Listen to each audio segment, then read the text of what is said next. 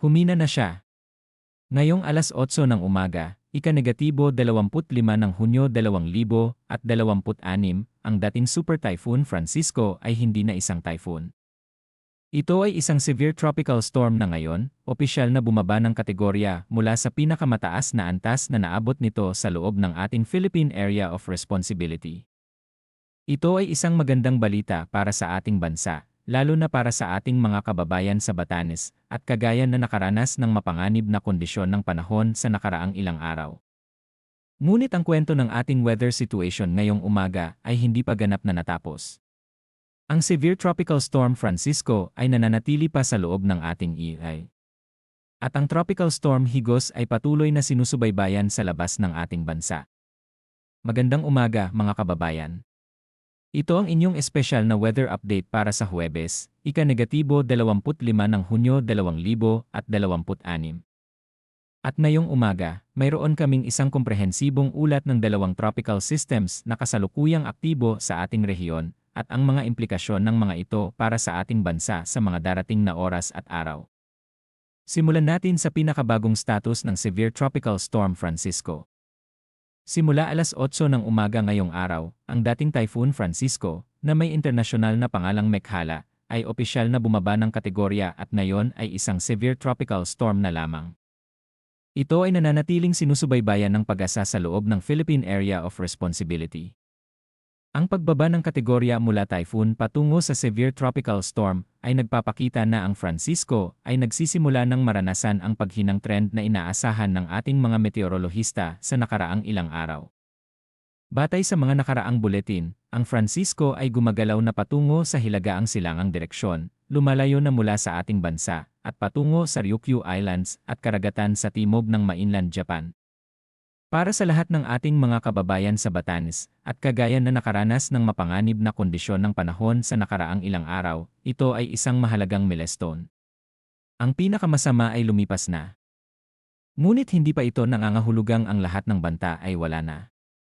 Ang Severe Tropical Storm Francisco ay nananatili sa loob ng ating ngayong umaga at ang kanyang mga epekto, kabilang ang mataas na alon sa eastern seaboards ng Northern Luzon at ang malakas na hangin sa ilang lugar, ay maaaring pa ring maramdaman sa mga darating na oras. Para sa lahat ng mga residente ng Batanes, Cagayan at Northern Luzon, ang mensahe ngayong umaga ay malinaw.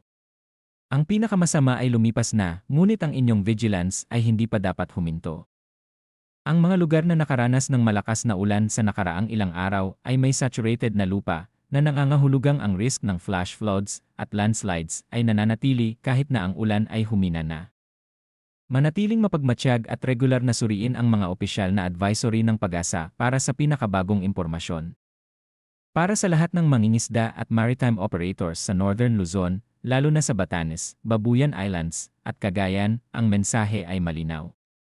Kahit na ang Francisco ay humina na, ang kondisyon ng karagatan sa silangan ng Northern Luzon ay maaaring nananatiling mapanganib pa. Regular na suriin ang mga pinakabagong sea condition advisories ng Pag-asa bago maglayad.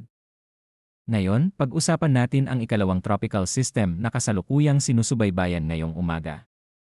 Ang Tropical Storm Higos, na dating kilala bilang Low Pressure Area 06C, ay patuloy na sinusubaybayan ng Pag-asa sa labas ng Philippine Area of Responsibility ngayong umaga. Ang Higos ay ang pangalang ibinigay sa sistemang ito ng mga internasyonal na weather agencies, at ito ay nananatili sa labas ng ating sa kasalukuyan. Para sa lahat ng Pilipino, ang presensya ng Tropical Storm Higos sa labas ng ating ay nagpapakita ng patuloy na aktibong typhoon season ng 2026. Mula sa simula ng taon, ang ating bansa ay harapin ang sunod-sunod na tropical systems mula Kaloy, Doming, Esther, Francisco, at ngayon ay Higos. Ang bawat sistema ay nagdala ng sariling hamon para sa ating bansa, at ang Higos ay maaaring maging susunod na hamon na ating haharapin.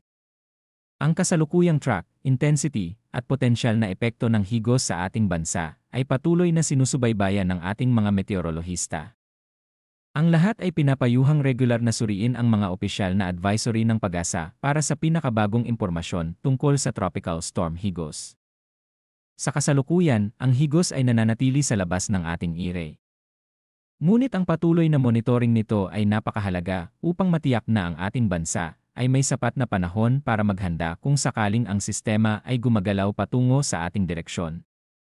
Kasabay ng ating pag-update tungkol sa Francisco at Higos, nais naming bigyang puna ang isang mas malawak na larawan ng ating weather situation ngayong umaga. Ang southwest monsoon o habagat ay nananatiling aktibo sa maraming bahagi ng ating bansa, nagdadala ng patuloy na ulan at malakas na hangin sa Western Luzon, Metro Manila, at maraming bahagi ng ating arkipelago. Ang pinahusay na habagat na dulot ng Francisco sa nakaraang ilang araw ay maaaring bahagyang humina habang ang Francisco ay lumalayo. Ngunit ang habagat ay nananatiling isang aktibong weather system na magpapatuloy sa mga darating na araw at linggo ng ating rainy season. Nais naming ipaalala sa lahat ang napakamakabuluhang announcement ng DOST Pag-asa nitong nakaraang ilang linggo. Ang El Nino ay opisyal na naroroon na sa Tropical Pacific, na may mahigit sa 80% posibilidad na ito ay magiging full-blown event na mananatili hanggang sa unang bahagi ng 2027. Kahit na ang kasalukuyang kondisyon ay nagpapakita ng aktibong rainy season, ang mas malawak na epekto ng El Nino ay maaaring maramdaman sa mga darating na buwan sa mga lugar na hindi direktang apektado ng habagat at ng mga tropical systems. Para sa lahat ng local government units at disaster risk reduction officials sa buong bansa, lalo na sa Northern Luzon na nakaranas ng direktang epekto ng Francisco sa nakaraang ilang araw, ang mensahe ngayong umaga ay malinaw. Simulan na ang post-disaster assessment at relief operations para sa mga komunidad na naapektuhan ng Francisco. Tiyakin na ang lahat ng naipong ulan sa nakaraang ilang araw ay naitapon na ng inyong mga drainage systems. At tiyakin na ang inyong mga komunidad ay nananatiling informed tungkol sa patuloy na pag-unlad ng Tropical Storm Higos at ng habagat. Para sa lahat ng ordinaryong mamamayan sa buong bansa, ang mensahe ngayong umaga ay simple ngunit mahalaga. Ang Francisco ay humina na at umaalis na sa ating EA. Ngunit ang Higos ay naghihintay. Ang habagat ay nandito pa. At ang ating vigilance at preparedness ay kailangan sa bawat araw ng ating rainy season. Huwag maging complacent. Huwag ibaba ang inyong guard. At patuloy na regular na suriin ang mga opisyal na advisory ng Pag-asa para sa pinakabagong impormasyon. Ang Pag-asa ay magpapatuloy na subaybayan ang Severe Tropical Storm Francisco at ang Tropical Storm Higos at magbibigay ng mga updated na advisory sa bawat makabuluhang pagbabago sa alinman sa dalawang sistema. Patuloy kaming magsusubaybay at agad naming ibabahagi ang lahat ng bagong impormasyon sa inyo. Manatiling ligtas, manatiling handa, at manatiling informed, mga kababayan. Ang Francisco ay humina na. Ang Higos ay sinusubaybayan. At ang ating bansa ay patuloy na handa para sa anumang hamon na darating. Ito ang inyong weather team, laging nandito para sa inyo, laging nag-aalaga, at laging handa. Magandang umaga at maingat sa lahat.